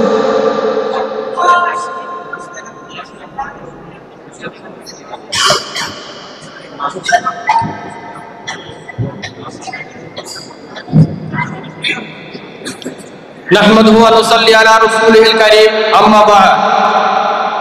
সম্মানীয় উপস্থিতি, এতক্ষণ পর্যন্ত কুরআন ও হাদিসের অসংখ্য দলিলের মাধ্যম দিয়ে তাকলিদ প্রমাণ হওয়া শুনলেন। এখন আমি আপনাদের সম্মুখে 1450 বছর থেকে নিয়ে 2024 পর্যন্ত এমন এমন ইতিহাসের গুরুত্বপূর্ণ কথা তুলে ধরতে চাই যার মাধ্যম দিয়ে তাকলিদের প্রমাণ হওয়া, পূর্ণিমা চাঁদের ন্যায় উন্মুক্ত হয়ে যাবে ইনশাআল্লাহ তাআলা। সম্মানীয় সুধী মণ্ডলী, আমাদের এই সত্য ইতিহাস জেনে রাখা দরকার যে আল্লাহর নবী সাল্লাল্লাহু আলাইহি ওয়াসাল্লাম দুনিয়া থেকে বিদায় নেওয়ার পরে 4 জন সাহাবা ছিলেন যাদেরকে অন্যান্য সাহাবীরা অনুসরণ করে চলতেন। যেমন কুফায় যারা থাকতেন যারা মাযহাব মানতেন হযরত আব্দুল্লাহ ইবনে মাসউদ রাদিয়াল্লাহু তাআলা আনহু এবং পরবর্তীতে ইমাম আবু হানিফা রাহমাতুল্লাহ আলাইহি হযরত আব্দুল্লাহ ইবনে মাসউদ রাদিয়াল্লাহু তাআলা হাদিসকে আরেকটু সাজিয়েছেন, আরেকটু গুছিয়েছেন, আরেকটু সুন্দর করেছেন। এই জন্য এটা ফিকহে হানাফি। এছাড়াও যারা মদিনায় থাকতেন, যারা মাযহাব মানতেন হযরত সাঈদ ইবনে সাবিত রাদিয়াল্লাহু তাআলা আনহু এবং পরবর্তীতে ইমাম মালিক রাহমাতুল্লাহ আলাইহি হযরত সাঈদ ইবনে সাবিত রাদিয়াল্লাহু তাআলা ফিকহে আরেকটু সাজিয়েছেন, আরেকটু গুছিয়েছেন, আরেকটু সুন্দর করেছেন। এই জন্য ফিকহে মালিকি। যারা মক্কায় থাকতেন, তারা মাযহাব মানতেন হযরত আব্দুল্লাহ ইবনে আব্বাস রাদিয়াল্লাহু তাআলা আনহু এবং এর পরিবর্তে ইমামে শাফি রাহমাতুল্লাহ আলাইহি হযরত আব্বাস রাদিয়াল্লাহু তাআলা আনহু ফিকহে আরেকটু সাজিয়েছেন, আরেকটু গুছিয়েছেন, আরেকটু সুন্দর করেছেন। এই জন্য ফিকহে হাম্বলি। এছাড়াও যারা আমানে থাকতেন, যারা মাযহাব মানতেন, তারা আব্দুল্লাহ ইবনে আমর ইবনে আস রাদিয়াল্লাহু তাআলা আনহু এবং পরবর্তীতে হযরত ইমাম আহমদ ইবনে হাম্বল রাহমাতুল্লাহ আলাইহি হযরত আব্দুল্লাহ ইবনে আমর ইবনে আস রাদিয়াল্লাহু তাআলা ফিকহে আরেকটু সাজিয়েছেন, আরেকটু বুঝিয়েছেন, আরেকটু সুন্দর করেছেন। এই জন্য ফিকহে হাম্বলি। সুতরাং এই চারটি মাযহাব জগৎ বিখ্যাত চারজন সাহাবা থেকে এসেছে। এই সূত্রে আমি আপনাদেরকে আলোচনা রাখতে চাই যে বিশ্বের সকল মুসলিম দেশগুলোতে শাসন কার্য চার ইমামের ফিকহি মাসলা অনুযায়ী শরীয়তের আইনের উপরে আমল করে আসছে। সুতরাং আপনারা গুগল সার্চ করুন, আপনারা দেখতে পাবেন ইনশাআল্লাহ তাআলা আরবের অধিকাংশ মুসলিম দেশে হাম্বলি, মালিকি এবং শাফিঈ ফিকহের উপরে আমল হয়। সুতরাং অপরদিকে তাকান, অপরদিকে মুসলিম দেশগুলোতে হানাফি এবং শাফিঈ ফিকহের উপরে শাসন কার্য নির্বাহ করা হয়। তাই মুত্তাহিদা দেশ আরব, বাহরাইন, মিশর, কাতার, তুর্কি, আফগানিস্তান, বাংলাদেশ, পাকিস্তান এবং ফিলিস্তিনের মতো মুসলিম দেশগুলোতে চার ইমামের মধ্যে হতে কোনো না কোনো এক ইমামে সাধারণ সার্বিকভাবে সকলে আমল করে আসছে। সম্মানীয় শুধু বন্ধুগণ, আমি আপনাদেরকে আরো অবগত করতে চাই, আমরা প্রত্যেককে অবগত আছি যে বিশ্বের একটি অন্যতম ইউনিভার্সিটি জামিয়া আজহারের মতো ইউনিভার্সিটি ওলামায়ে কেরাম বলা জানে। বিশ্বের একটি অন্যতম ইউনিভার্সিটি জামিয়া আজহারের মতো প্রতিষ্ঠানে কোনো ছাত্র যদি ভর্তি হতে চায়, সেখানে অনেকগুলি শর্তের মধ্যে একটি গুরুত্বপূর্ণ শর্ত হলো এই যে কোনো ছাত্র যদি ভর্তি হতে চায় তাহলে তাকে চার ইমামের মাসলাকে অনুসারী হিসাবে অ্যাডমিশন ফর্মে রাইট চিহ্ন দিতে হবে। সম্মানীয় শুধু বন্ধুগণ, এর স্পষ্ট অর্থ এই দাঁড়ায় যে জামিয়া আজহারের মতো বিখ্যাত বিশ্ববিদ্যালয়ের ইউনিভার্সিটি উলামায়ে কেরামগণ জানেন যে আহলে হাদিস অর্থাৎ গায়ের মুকাল্লিদগণ ছাত্ররা রাস্তা থেকে বিতাড়িত হয়ে গেছে, পথভ্রষ্ট হয়ে গেছে। সুতরাং আমাদের সকলের জন্য তাকলিদ ব্যতীত কুরআন ও হাদিসকে সঠিকভাবে বোঝা আমাদের দ্বারা অসম্ভব। তাই আমি বলতে চাই আমাদের জন্য তাকলিদ মানতে হবে এবং ইমাম মানাটা অবশ্য। সম্মানের সুধমণ্ডলী, আমি আবার বলতে চাই আমাদের জন্য তাকলিদ মানাটা, ইমাম মানাটা অবশ্যক আমি মনে করি।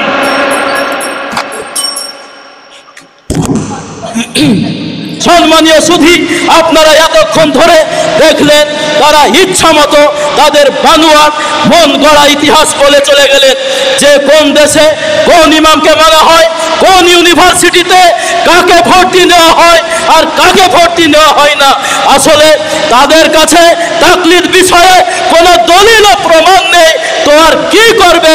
তাই আমাদের মূল্যবান সময়কে নষ্ট করছে। কি বলছেন? তাই আমি বলবো, আমি আরো দ্ব্যর্থহীন ভাষায় বলতে চাই, এখানে আমরা কম্পিউটার বা মোবাইল নিয়ে আসিনি যে আপনাদের ওই মন গড়া ফালতু ইতিহাসগুলোকে ইন্টারনেট মোবাইলে আমরা সার্চ দিয়ে দেখব যে কোথায় মাযহাব মানা হয় আর কোথায় মানা হয় না। কি বলছেন আপনারা? তাই আমি আরো বলতে চাই, সুতরাং সমস্ত মন গড়া বানোয়াট ফালতু কথা বলে কোনো লাভ হবে না। শরীয়তের মানদণ্ড ইতিহাস নয়, শরীয়তের মানদণ্ড কোরআন ও হাদিস। বলুন। শরীয়তের মানদণ্ড কোরআন হাদিস থাকতে কেন ইতিহাস বলবে, এটা তাদেরকে বলে যেতে হবে। আরো আমি বলতে চাই, এ পর্যায়ে আপনাদের সম্মুখে আমার মুনাজির দমকুল থেকে আগত, তিনি অতীব বিজ্ঞ এবং শায়েখ আনোয়ার হোসেন সালাফি, তিনাকে আহ্বান করছি কোরআন হাদিস দিয়ে তাদের সমস্ত দাঁত ভাঙ্গা জবাব দেবে এবং তাদের যত আপত্তি আছে প্রত্যেকটা আপত্তির জবাব দিয়ে তাদেরকে কবর দিয়ে দেবে ইনশাআল্লাহ।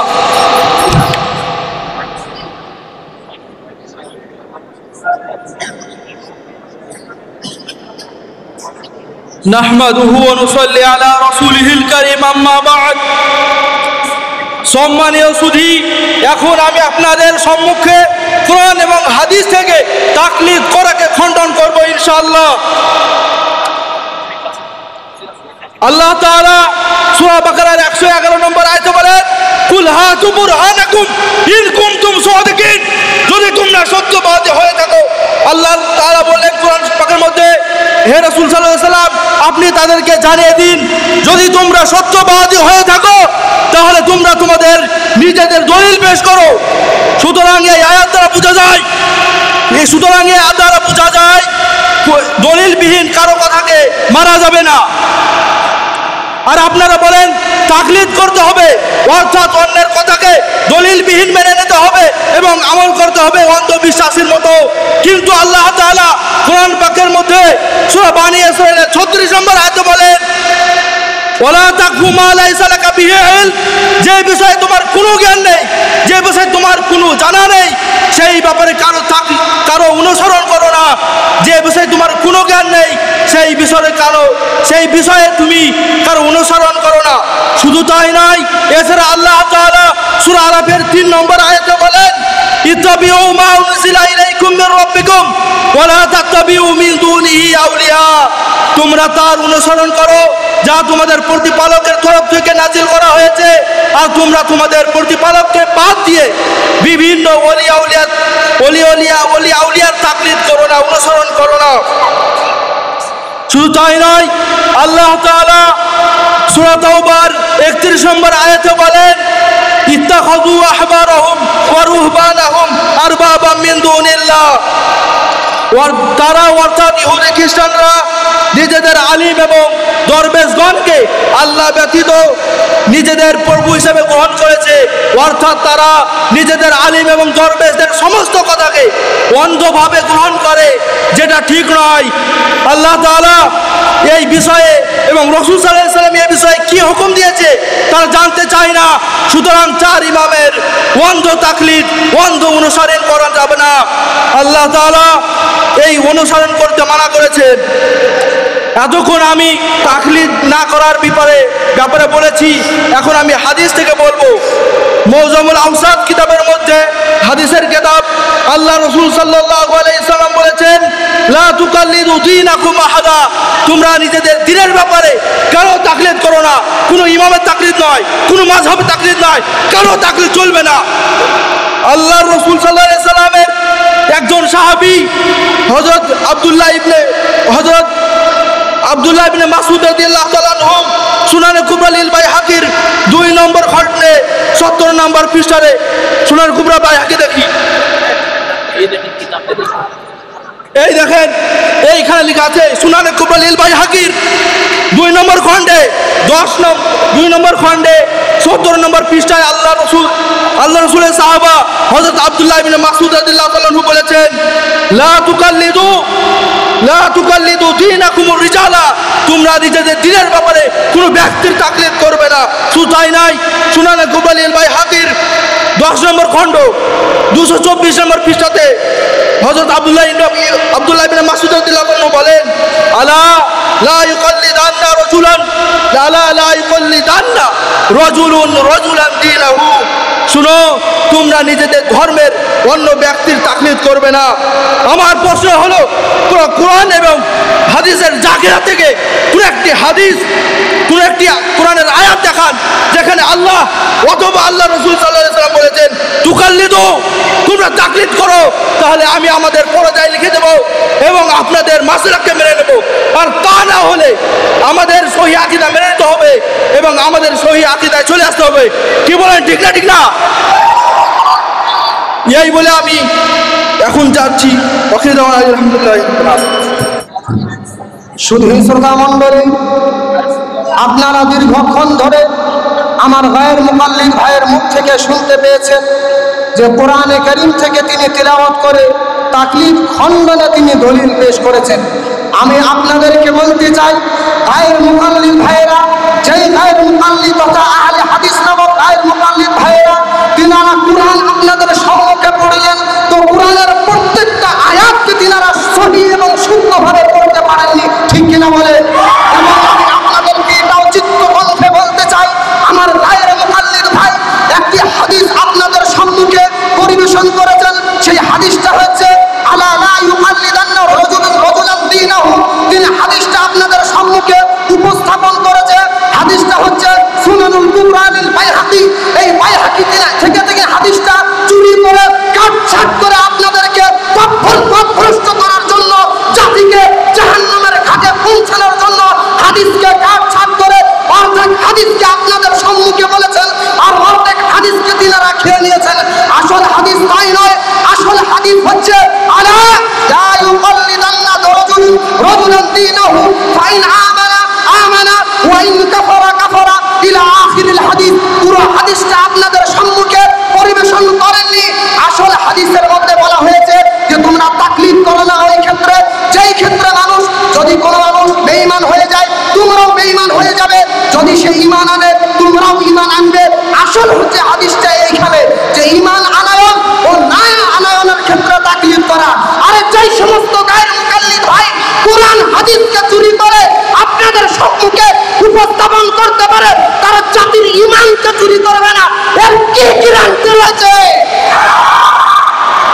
যারা কোরআন হাদিসকে চুরি করতে পারে, কোরআন হাদিসের অপব্যাখ্যা করতে পারে, এরা জাতির ঈমানকে চুরি করবে না, কি গ্যারান্টি রয়েছে? বলেন ঠিক কিনা বলে? সুতরাং তারা পরিষ্কার হয়ে যায়, দিনের আলোর মতো পরিষ্কার হয়ে যায়। যারা কোরআন হাদিসকে চুরি করতে পারে তারা মানুষের ঈমান চুরি করবে, এর মধ্যে কোনো সন্দেহ নাই। সুতরাং আমি আপনাদেরকে বলতে চাই, এই গায়ের মুকাল্লিদ ফিতনার হাত থেকে আমাদেরকে বাঁচতে হবে। আমরা দীর্ঘক্ষণ থেকে দলিল দিয়েছি, দলিল বোঝার শক্তি হয়নি। এখন আমি আবার আপনাদেরকে দলিল দেওয়ার জন্য আবারও আপনাদেরকে ডাকবো, যিনারা কঠোর দলিল দিয়ে তাকলিদকে প্রমাণ করবেন ইনশাআল্লাহ। আমি আরো দলিল দেওয়ার জন্য ডেকে নেব মুফতি কারিম হোসেনকে, আরো অতিরিক্ত পরিমাণে দলিল দিয়ে তাকলিদকে প্রমাণ করবো ইনশাআল্লাহ।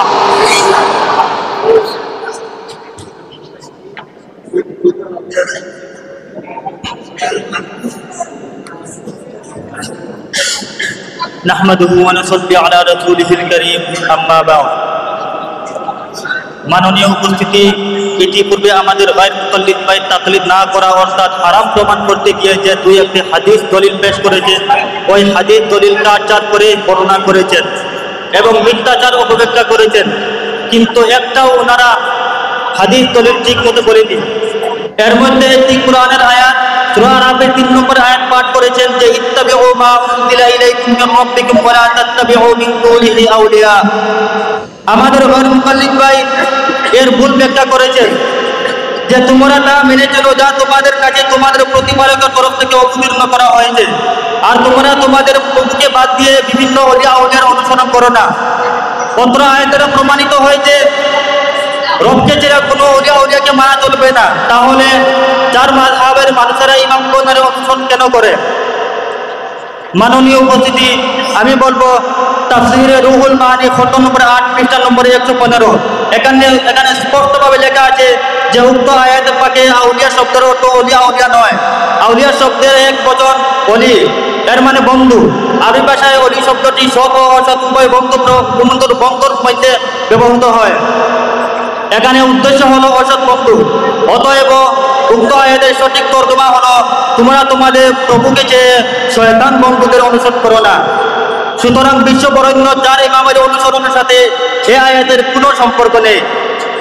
সম্মানীয় উপস্থিতি, আমাদের গায়ের মুকাল্লিদ ভাইদের শায়েখ, যিনাকে তারা বিশ্ববরেণ্য আলেম হিসাবে গণ্য করেন। মুহাম্মদ ইবনে আব্দুল ওয়াহাব আন-নাজিদি তিনিও তো মাযহাব মানতেন।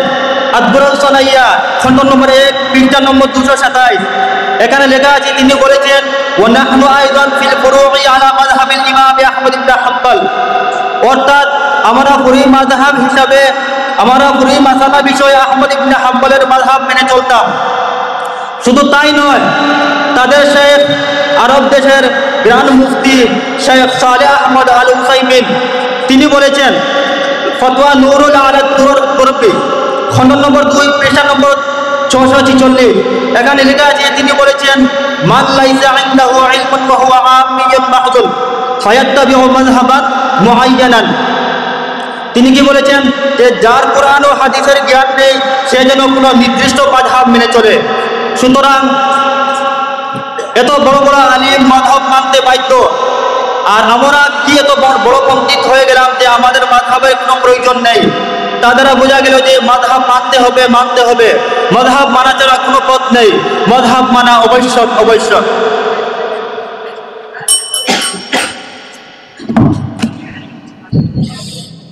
বন্ধুগণ,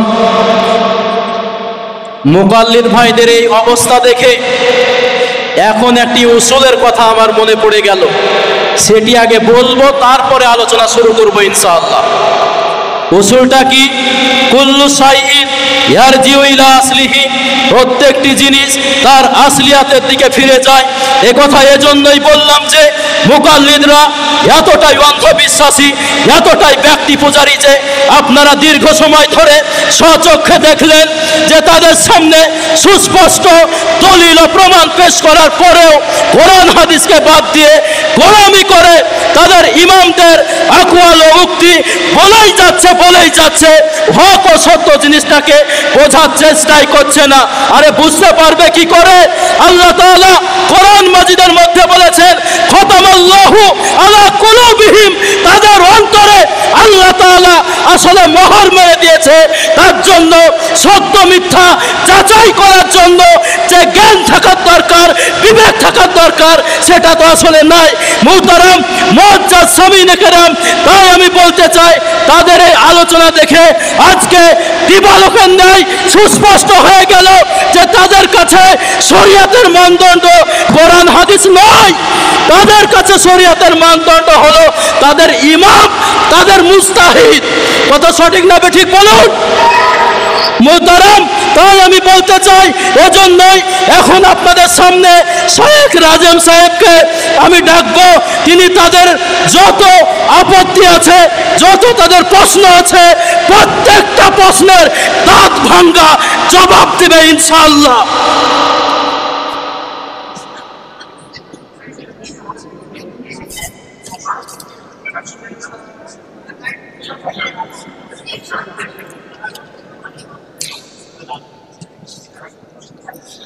সম্মানীয় উপস্থিতি, মুকাল্লিদ ভাইরা বারবার বলেছেন মাযহাব মানতে হবে, অথচ মুকাল্লিদ ভাইরা মাযহাবের অর্থই জানেন না। মাযহাবের অর্থ শুনুন, ইমাম আবু দাউদ রাহিমাহুল্লাহ তিনি মাযহাবের কি অর্থ করেছেন। সুনানে আবু দাউদের মধ্যে ইমাম আবু দাউদ রাহিমাহুল্লাহ তিনি একটি বাব কায়েম করেছেন, বাবু তাখাল্লাই ইন্না কাদাইল হাজাহ নামে, যার অর্থ হলো পেশাব পায়খানার সময় দূরে যাওয়া। ইমাম আবু দাউদ রাহিমাহুল্লাহ এই বাবের মধ্যে একটি হাদিস বর্ণনা করেছেন হযরত মুগীরা বিন শুবা রাদিয়াল্লাহু তাআলা আনহু থেকে বর্ণিত, আন্নান নবী সাল্লাল্লাহু আলাইহি ওয়াসাল্লাম কানা ইযা যাহাবাল মাযহাব আবাদা, আল্লাহ রাসূল সাল্লাল্লাহু আলাইহি ওয়াসাল্লাম যখন পায়খানায় যেতেন তখন দূরে যেতেন। এখানে ইমাম আবু দাউদ রাহিমাহুল্লাহ এই মাযহাবের অর্থ করেছেন পায়খানা। সুতরাং মাযহাব মানার অর্থ হলো পায়খানার মতো নিকৃষ্টতম বস্তুকে অনুসরণ করা। সুতরাং মাযহাব মানা যাবে না, মাযহাব একটি ভ্রান্ত জিনিস। সম্মানীয় উপস্থিতি, এবার আসুন, তাকলিদ করা যাবে না, আমি এটা তাদের মুকাল্লিদ ভাইদের কিতাব থেকে দলিল দিয়ে প্রমাণ করে দেব। তিনাদের ইমামগণ তাকলিদ নিষিদ্ধ করে দিয়েছেন। তিনাদের কিতাব থেকে আমি দলিল পেশ করছি। হযরত ইবনে হযরত ইবনে হাজম রাহিমাহুল্লাহ তিনি কিতাব লিখেছেন নুবজাতুল কাফিয়া ফি আহকামি উসুলিদ্দিন পৃষ্ঠা নম্বর 17 তিনি লিখেছেন ওয়াত তাকলিদু হারামুন, তাকলিদ করা হারাম। দ্বিতীয় নম্বর দলিল ইবনে হাজম রাহিমাহুল্লাহ তিনি আরো বলেছেন, কিতাবের নাম কিতাবুদ দুররা পৃষ্ঠা নম্বর 427 তিনি বলেন ওয়ালা ইয়াইল্লু লি আহাদিন আইয়ুকাল্লিদা আহাদান লা হাইয়ান ওয়ালা মাইয়াতান, অর্থ কারো জন্য জীবিত বা মৃত কারো তাকলিদ করা বৈধ নয়। তৃতীয় নম্বর দলিল ইমাম আবু জাফর তাহাবী তিনাদের বড় ইমাম তিনি লিসানুল মিজান পৃষ্ঠা নম্বর 280 তে বলেছেন ওয়া হাল ইউকাল্লিদু ইল্লা আসাবিয়ুন আও গাবিয়ুন, অর্থ ঘোড়া ও নির্বোধ ছাড়া কেউ তাকলিদ করে কি? চতুর্থ নম্বর দলিল মুকাল্লিদ ভাইদের ইমাম আল্লামা বদরুদ্দিন আইনি রাহিমাহুল্লাহ তিনি বলেছেন আল বিনায়া শারুল হেদায়াতে পৃষ্ঠা নম্বর 317 তে তিনি বলেছেন ফাল মুকাল্লিদু জুহলুন ওয়াল মুকাল্লিদু জাহলুন ওয়া ফাতু কুল্লি বিশাইইন মিনাত তাকলিদ, অর্থ মুকাল্লিদ ভুল করে এবং মুকাল্লিদ জাহেল হয় আর সকল কিছুর বিপদ তাকলিদ থেকে আসে। এই কথাকে ইমাম জাইলাই রাহিমাহুল্লাহ সমর্থন করে বলেছেন ফাল মুকাল্লিদু জুহলুন ওয়াল মুকাল্লিদু জাহলুন, মুকাল্লিদ ভুল করে এবং মুকাল্লিদ জাহেল ও অশিক্ষিত হয়। পঞ্চম নম্বর দলিল আল্লামা বিন নুরি রাহিমাহুল্লাহ তিনি পরিষ্কারভাবে লিখেছেন হাকিকতে হাকিকতুল ইলহাদ নামক কিতাবে পৃষ্ঠা নম্বর 231 তিনি লিখেছেন আল হাকিকু ওয়ালা তুকাল্লিদু, তোমরা তাহকিক করো তাকলিদ করো না, তাকলিদ করো না, তাকলিদ করলে তোমরা পথভ্রষ্ট হয়ে যাবে। তো সুরামন্ডলাম তো তাকলিদ থেকে আমাদেরকে বাঁচতে হবে এবং গয়রে যে মুকাল্লিদ ভাইরা আছে যে কথাগুলো বলেছে সে থেকে বেঁচে আমরা সহি আকীদাতে আসবো ইনশাআল্লাহ।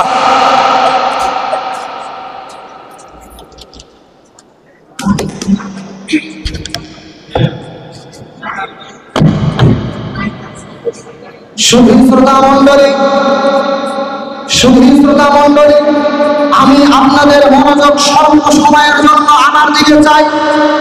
আমার গায়ের মুকাল্লিদ ভাইরা দীর্ঘক্ষণ ধরে যতগুলো দলিল পেশ করেছেন সমস্ত দলিলকে মিথ্যা এবং কাটছাঁট করে পেশ করেছেন।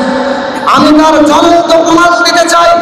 আমার গায়ের মুকাল্লিদ ভাই ইমাম ইবনে হাজার রাহমাতুল্লাহ আলাইহি তার উদ্ধৃতি দিয়ে বলেছেন তিনি নাকি নুবজাতুল কাফিয়া ফি আহকাম উসুলিদ্দিন এই কিতাবের মধ্যে নাকি তিনি তাকলিদকে হারাম ঘোষণা করেছেন, অথচ 71 নম্বর পৃষ্ঠা আমি নিজে মোতালা করেছি। 71 নম্বর পৃষ্ঠায় পরিষ্কারভাবে আল্লামা ইবনে হাজাম আল-আনদালুসি রাহমাতুল্লাহ আলাইহি পরিষ্কার শব্দে বলেছেন ইমানের বুকে ইমাম মালিক রাহমাতুল্লাহ আলাইহি তাকলিদ করা হতো, খুরাসানের বুকে ইমাম আবু হানিফা রাহমাতুল্লাহ আলাইহি তাকলিদ করা হতো। আসলে আমি ইতিপূর্বে একটা কথা আপনাদেরকে বলেছি, ইনারা শুধুমাত্র বাংলা কিতাব থেকে এক একটি ক্লিপ আপনাদের কাছে সংগ্রহ করে নিয়ে আসে। 70 নম্বর পৃষ্ঠা পড়েছে, 71 নম্বর পৃষ্ঠা পড়েনি, বলেন ঠিক কিনা? আর আমার গায়ের মুকাল্লিদ ভাই আরে যারা হাদিসের বাপ ঠিকমতো বলতে পারে না এক্ষণে বলে গেল বাবুত তাখাল্লাই, আসলে হচ্ছে বাবুত তাখাল্লি। যারা বাপ ঠিক বলতে পারে না তারা হাদিসকে আমাদের সামনে রাখতে বলুন। এতক্ষণ পূর্বে আমরা যতক্ষণ আপনাদের সম্মুখে কথা বলেছি সর্বপ্রথম কুরআন থেকে দলিল দিয়েছি, তারপরে মুফতি ফারুক সাহেব হাদিস থেকে দলিল দিয়েছেন, মুফতি আইয়ুব সাহেব হাদিস থেকে দলিল দিয়েছেন, মুফতি সালিহ সাহেব ইতিহাস তুলে ধরেছেন, তবুও তিনারা বলে যাচ্ছেন যে একটাও নাকি দলিল দেয়নি। আসলে ওই একটা কথা বলেছি, চামচিকের চোখের মধ্যে সূর্যের আলো কোনোদিন পড়ে না। সুতরাং আমি সভাপতি সাহেবকে বলবো মাত্র 2-3 মিনিট আমাকে দিতে, আমি আমার মনের বাসনা বলে বলতে চাই এনারা জাতিকে বিভ্রান্ত করার জন্য কুরআন হাদিসের যেই সমস্ত অপব্যাখ্যা করে যাচ্ছে জাতি এগুলো কোনোদিন বরদাস্ত করবেন না। সুতরাং আমার দর্শক বন্ধুরা আমি বলতে চাই উনি বলে গেলেন আল্লামা বদরুদ্দিন আইনি নাকি তাকলিদকে হারাম ঘোষণা করেছেন, অথচ আল্লামা বদরুদ্দিন আইনি নিজে হানাফি ছিলেন। তিনি আরো বলে গেলেন ইমাম তাহাবী রাহমাতুল্লাহ আলাইহি তিনি নাকি তাকলিদকে হারাম ঘোষণা করেছেন, অথচ ইমাম তাহাবী রাহমাতুল্লাহ আলাইহি নিজে মুকাল্লিদ ছিলেন।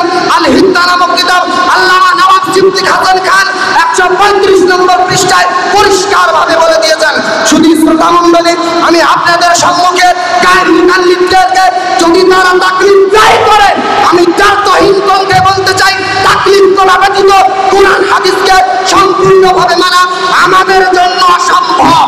আমি তাদেরকে একটা প্রশ্ন করতে চাই, আমার গায়ের মুকাল্লিদ ভাই, আমি তাদেরকে শ্রদ্ধা করি, আপনারা যদি তাকলিদ নাই করেন, যেই সমস্ত মাসালার সমাধান কোরআন হাদিসে নাই, সেই সমস্ত মাসালার সমাধান আপনারা কোথায় থেকে দেবেন? যেই রকম ভাবে নাম্বার 1 ট্রেনে যদি কেউ সফর করে, নামাজের সময় হয়ে যায়, নামাজ কি করে পড়বে? নাম্বার 2 মোবাইলে যদি নিকাহ কিংবা বিবাহ করানো হয়, ওই বিবাহের বিধান কি হবে? নাম্বার 3 মোবাইলে তালাক দিলে তালাকের বিধান কি হবে? নাম্বার 4 রোজা অবস্থায় ইনজেকশন দিলে ওই ইনজেকশন দিলে রোজা হবে কিনা? নাম্বার 5 মোবাইলে কোরআন পড়া হলে ওযু লাগবে কিনা এবং সওয়াব পাওয়া যাবে কিনা? নাম্বার 7 দূরবীনের মাধ্যমে চাঁদ দেখা দিলে রোজা হিসাবে গণ্য হবে কিনা, অর্থাৎ রোজা রাখা যাবে কিনা? নাম্বার 8 সিজদার করে প্রসব হলে নিফাসের বিধান কি? নাম্বার 9 সিজদা অবস্থায় রুকুর তাসবিহ পড়লে ওই নামাজ হবে কিনা? নাম্বার 10 তাশাহুদ অবস্থায় সূরা ফাতিহা পড়লে ওই নামাজ হবে কিনা? এই রকম ভাবে প্রিয় শ্রোতা মণ্ডলী, আমি শুধুমাত্র 10টা মাসালা নয়, এই রকম ভাবে আপনাদের সম্মুখে মিলিয়ন বিলিয়ন বিলিয়ন মাসলা আপনাদের সম্মুখে আমি উপস্থাপন করতে পারবো, যার সরাসরি সমাধান আপনি কোরআনে পাবেন না, আপনি হাদিসে পাবেন না, আপনি কোরআনে পাবেন না, আপনি হাদিসে পাবেন না। মুজতাহিদ ওলামায়ে কেরামের ফাতিহে কেরামের কোরআন ব্যতীত যেই সমস্ত মাসালার কোনো সমাধান নেই, আমি তাদেরকে বলতে চাই যে এই সমস্ত প্রশ্নের উত্তর কোরআন হাদিস থেকে দিয়ে যাবেন, নচেত আমরা আপনাদেরকে জবাব দিয়ে দেব। এর জবাব দিন আপনারা।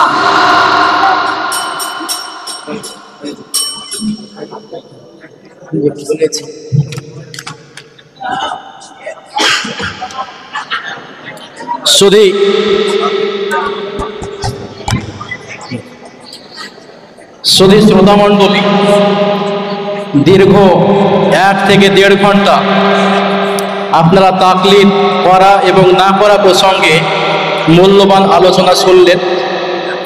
সুতরাং আমার মুকাল্লিদ ভাইরা এতক্ষণ পর্যন্ত যে সমস্ত আধুনিক প্রশ্নগুলো আমাদের সম্মুখে উপস্থাপন করেছে, সেগুলো শোনার পর আমাদের এতটা অন্তত আইডিয়া এসেছে যে আমরা বুঝতে পারলাম এই সমস্ত প্রশ্নের জবাব ডাইরেক্ট কোরআন ও হাদিসে পাওয়া যাবে না, বিশিষ্ট ইমাম এবং মুজতাহিদদের উক্তি ও কওল ছাড়া।